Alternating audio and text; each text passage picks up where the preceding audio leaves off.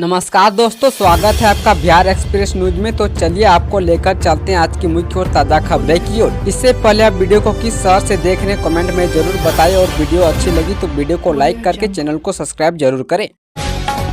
Police custody से बाहर आए खान सर और गुरु रहमान। पटना के गर्दनी बाग में शुक्रवार को बीपीएससी अभ्यर्थियों ने नॉर्मलाइजेशन के खिलाफ प्रदर्शन किया। इस दौरान खान सर और गुरु रहमान सर भी प्रदर्शन में शामिल हुए। देर शाम पुलिस वाले खान सर को हिरासत में लेकर गर्दनी बाग थाने लेकर चली गई। आगे 1 घंटे बाद उन्हें छोड़ दिया गया। इसके बाद पुलिस गुरु रहमान सर को हिरासत में लेकर गर्दनी बाग थाने पहुंचे, हालांकि उन्हें भी छोड़ दिया गया। इस दौरान थाने के बाहर बड़ी संख्या में छात्र मौजूद थे। वहीं बीपीएससी 17वीं परीक्षा में नॉर्मलाइजेशन लागू नहीं किया जाएगा। बिहार लोकसभा आयोग के अध्यक्ष परमा रावी मनोज भाई ने बताया कि बीपीएससी 71वीं की परीक्षा में नॉर्मलाइजेशन लागू किया जाएगा। इस पर विचार किया जा रहा है।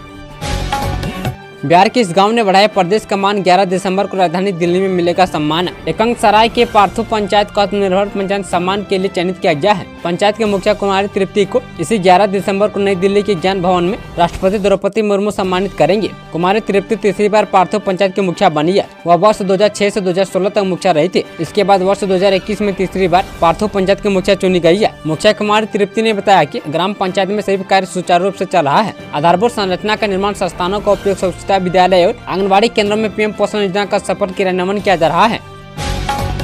बालू घाटों पर 2 घंटे भी बंद हुए कैमरे तो नपेंगे बंदोबस्तधारी। प्रदेश में बालू और पत्थर के अवैध खनन परिवहन पर रोक सरकार की प्राथमिकता है। इसके बावजूद अवैध खनन और परिवहन की घटनाएं थम नहीं रही है। अब सरकार ने सख्ती के लिए गए उपाय में एक कदम और जोड़ दिया है। सीसीटीवी कैमरे लगाए जाने के बाद अब कैमरा बंद होने पर बंदोबस्तधारी पर एक्शन होगा। खनन में भूतत्व विभाग ने बालू घाटों पर लगे सीसीटीवी के बंद होने पर संबंधित बालू घाट बंदोबस्तधारी पर कार्रवाई करने के निर्देश जारी किए गए हैं। खनन में भूतत्व विभाग ने सरकार के स्तर पर बंदोबस्त किए गए बालू घाटों से अवैध खनन पर अंकुश लगाने के लिए यह व्यवस्था बनाई गई है। जिन बंदोबस्तधारी को घाट की बंदोबस्त मिलेगी उसे उक्त घाट पर निगरानी के लिए सीसीटीवी लगाना होगा।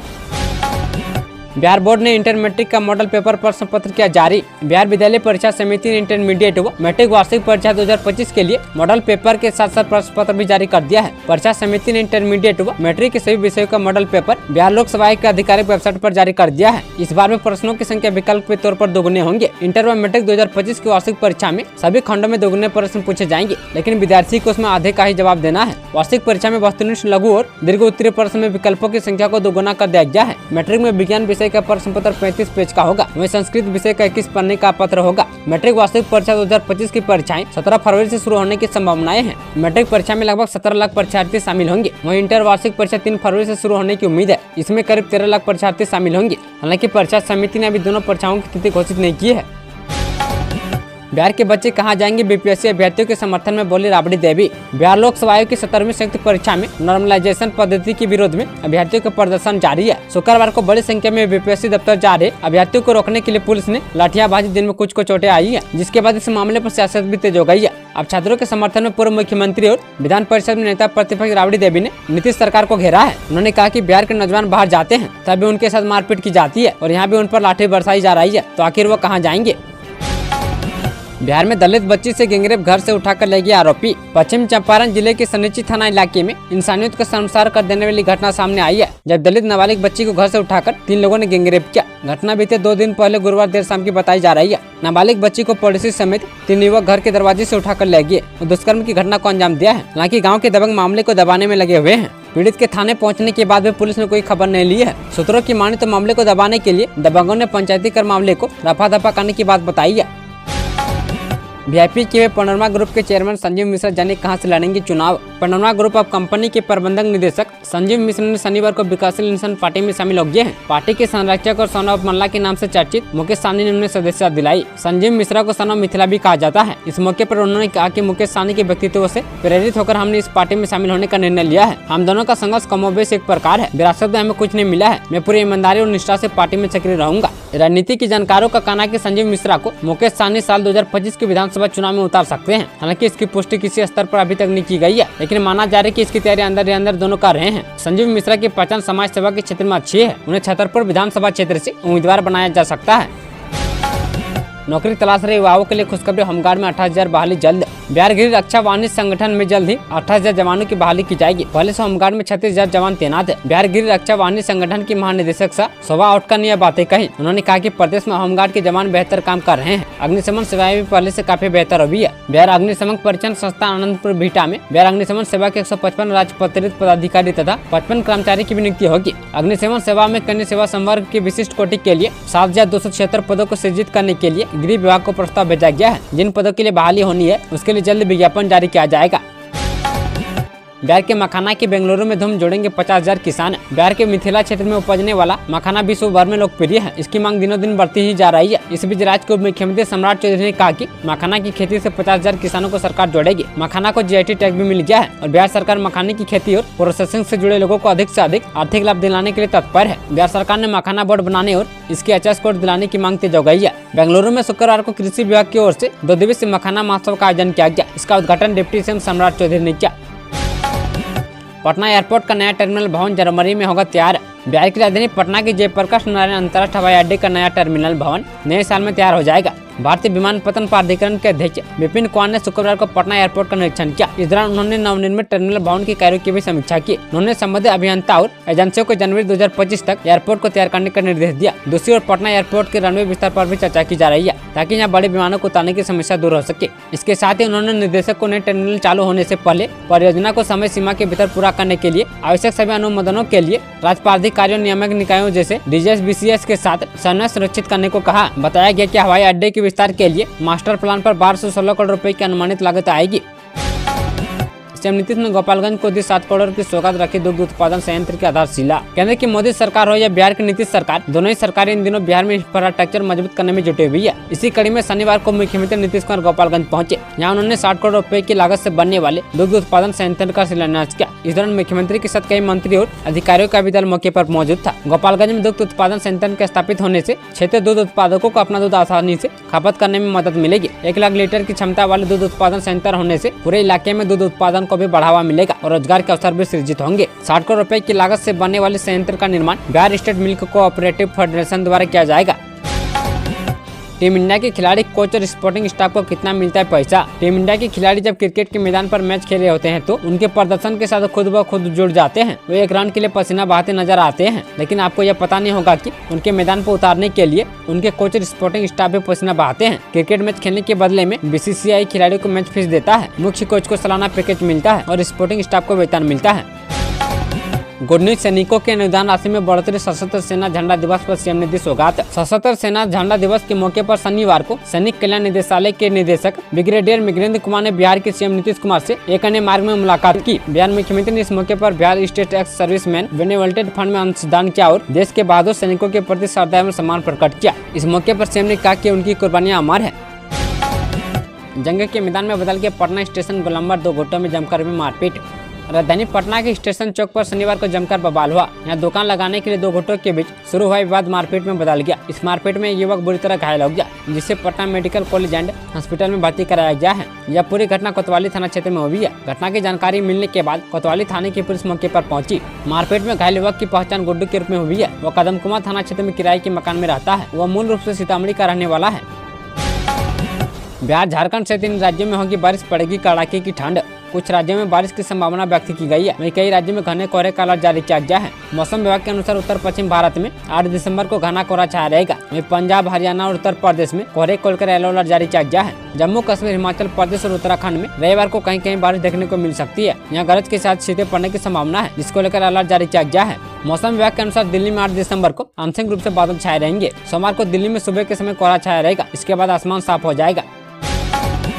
खान सर को गिरफ्तार नहीं किया गया, अफवाह फैलाने वाले पर होगी कार्रवाई। बीपीएससी की संयुक्त प्राथमिक परीक्षा में नॉर्मलाइजेशन को लेकर छात्र विरोध प्रदर्शन कर रहे हैं। प्रदर्शनकारी अभ्यर्थियों को शिक्षक खान सर, रहमान सर समेत कई शिक्षकों का समर्थन मिल रहा है। शुक्रवार देर शाम को खबर सामने आई थी कि बीपीएससी ऑफिस के बाहर छात्रों के साथ सड़क पर उतरकर प्रदर्शन कर रहे खान सर को पुलिस ने हिरासत में ले लिया है और उन्हें गर्दनीबाग थाने ले जाया गया। इस मामले पर डीएसपी अनु कुमार ने कहा कि कोचिंग संचालक खान सर खुद गर्दनीबाग थाने आकर वहां उपस्थित मजिस्ट्रेट से मिले और छात्रों को समझाने का आश्वासन दिया।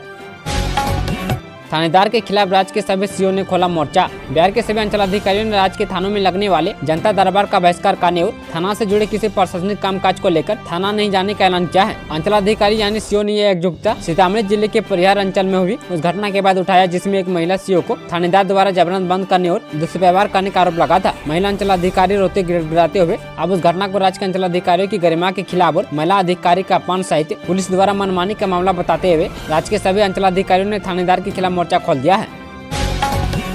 शिक्षकों के लिए बड़ी खबर 9 से 13 दिसंबर के भी जरूर निपटा लीजिए काम। बीपीएससी की तरफ से आयोजित बिहार प्रारंभिक विद्यालय प्रशांत शिक्षक नियुक्ति में पास हुए सभी अभ्यर्थियों के प्रमाण पत्रों की जांच की जाएगी। जांच की यह प्रक्रिया 9 दिसंबर से शुरू होगी। शिक्षा विभाग ने इसके लिए शेड्यूल जारी कर दिया है। अभ्यर्थियों के प्रमाण पत्र की जाँच उसी जिले में होगी जिसमें उनकी ड्यूटी दी गई है। शिक्षा विभाग ने 5 स्लॉट तय किया है। सत्यापन की प्रक्रिया सुबह 9 बजे से शाम 5 बजे तक किया जाएगा। स्लॉट की जानकारी मुख्यालय की तरफ से ही दी जाएगी। SMS के जरिए मोबाइल पर मैसेज भेजा जाएगा। शिक्षा विभाग के आधिकारिक वेबसाइट पर डेट एवं स्लॉट की जानकारी अपलोड की जाएगी।